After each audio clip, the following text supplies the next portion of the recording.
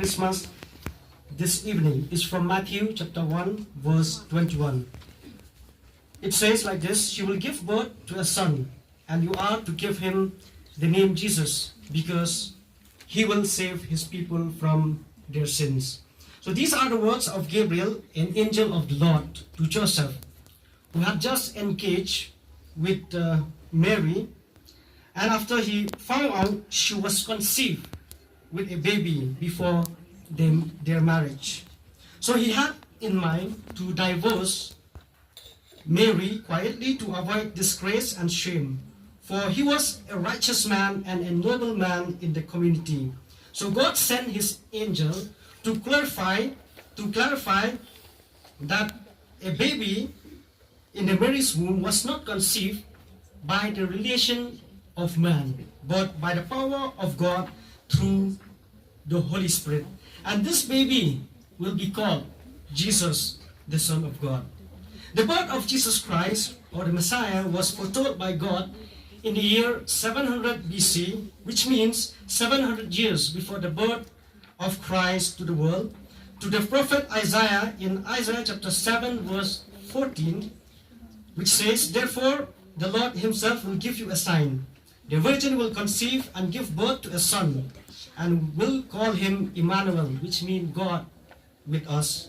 And this prophecy, imagine, was fulfilled in the year 3 to 4 BC, when Christ was born in Bethlehem. So when we look at this, Jesus stands in the middle of an era between BC and AD. And Jesus is the Son of God who came to save the world. When we reach this season of Christmas, what usually comes to your mind? What usually comes to your mind when we reach in the season of Christmas? Most of the times, right, as I have seen the caroling, most of the time, even to me, in my childhood, I remember first a Santa Claus, right or wrong, a Santa Claus, and then a Christmas tree, decorative lights, gift items, and also a holiday, right? But sadly for you, there is no holiday. But I really appreciate your commitment to serve the people. And also, what else? And we have also family meetings, and also we have delicious food. I am not saying that these are bad, but these are all good for us. What I mean to say, many times we forget the meaning and the purpose of Christmas. Or maybe some of you don't know it either. Here, the purpose of Christmas, or the birth of Jesus Christ. The purpose of Christ's birth, or the purpose of Christmas, is to save people from their sins. And that is what also the name Jesus means. The word Jesus, the name Jesus means a savior. So basically, Jesus came to save sinners, as we have just read from Matthew chapter 1 verse 21. The Bible in Romans chapter 3 verse 23 said, "For all people have sinned and fall short from the glory of God." You may have a question. How did all people fall in sin? And when did people first sin against God? That is the very important question for us to know and to understand. Man sinned first against God in the Garden of Eden. If you read in Genesis chapter 3, God created man in his own image, which means he created man in his righteousness, holiness, and truth. Which we can say in short, God created man without sin. And God placed man in the Garden of Eden to walk and be accountable to him in everything. And God has commanded man to not eat from the tree of knowledge of good and evil, for when you eat it, you will surely die. And what happened to man? Did he keep the commandment of God? No, they didn't. Adam and Eve chose to disobey God and obey the temptation of Satan, as we all know. And man trespassed the commandment of God by eating the fruit from the forbidden tree, and sin entered into the world, and all humankind was under sin. Keep this in mind. God promised to bring Jesus right from the start in that Garden of Eden itself. If you read in Genesis chapter 3, verse 17, God has promised to send a son who will come from a woman, the seed of a woman.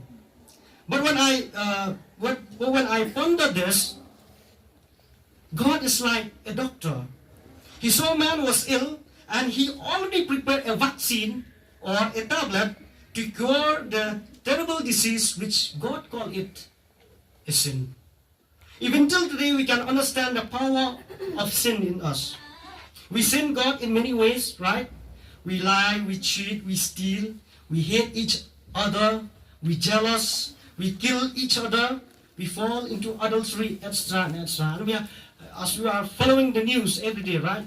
You will see the wickedness, the sin which people nowadays are doing. And sometimes when we scroll, right, the screen, we don't want sometimes to watch. Why? Because it gives us goosebumps to our body. And many of us are afraid even to go out also. Why? It is because of this problem, which is sin. The problem of the world we are living in is not the problem of anything, but it's the problem of the heart. It is the problem of the heart. And notice, when we sin, sin has its consequences. Number one, sin brought shame and nakedness before God. If you read in Genesis chapter 3, verse 8 to 9, after Adam and Eve sinned against God, they ran away from God. They hid under the trees, and they tried to cover their nakedness, their shame, by the leaves of the tree. But God saw man cannot cover their wickedness or their sin by the leaves of the tree. What did God do? What did God do? God killed an animal and took its skin stained with blood and made garments for Adam and Eve, our first human ancestors. God had shown from the beginning to cover the shame of sin in man, needed to kill an animal as a form of sacrifice. This is a shadow in our present time to reveal to us that Jesus is the real Lamb of God, whom God sent 2,000 years ago to be born in Bethlehem and died on the cross and shed his blood for the sin of the world and offer a sacrifice by his body once for all the people of the world. As John 3:16 says, "For God so loved the world, and he gave his only begotten Son. Whoever believes in him will not perish, but will have an eternal life." Number two, sin separated us from God. If you read in Genesis chapter 3, verse 23, after Adam and Eve has sinned against God, God chased them away from the Garden of Eden, the Garden of Peace. And since that time, human beings has been separated from God. But thank to God, our merciful Father in heaven, sent Jesus in the perfect time to reconcile what we have been lost. And Jesus is the way and the bridge for all human beings to go to heaven. As John chapter 14 verse 6 says, Jesus said, "I am the way, the truth, and the life. No one can come to the Father but except through me." Number three, sin brought curses and diseases. When the first human beings were living in the Garden of Eden, you should know this, they lived in peace with no sickness, with no pains, and even no need to go to a doctor, just like we do today, right? No sickness, no pain in the Garden of Eden. No need to toil the ground for food. They live in the providence and the fullness of God. But after they have sinned God, sin brought sufferings and diseases. If you read in Genesis chapter 3, verse 16, you will see that. Even till today, this is a fact. We are fighting many diseases. New diseases are coming day after day, just like you are all giving your best to treat patients in this hospital. And thanks to Jesus who came to save us even from curses and diseases. And when we leave from this world, then we will be free from diseases, from pain, from tears, and then we will go to heaven. In Galatians chapter 3 verse 13 says, Christ redeemed us from the curse of the law by becoming a curse for us. For it is written, curse is everyone who is hung on a tree. All our curses, all our diseases, Jesus took with him on the cross and promised us to bring healing to us. Number 4, sin brought death. The Bible tells us that sin brought two kinds of death: physical death and spiritual death. What is physical death?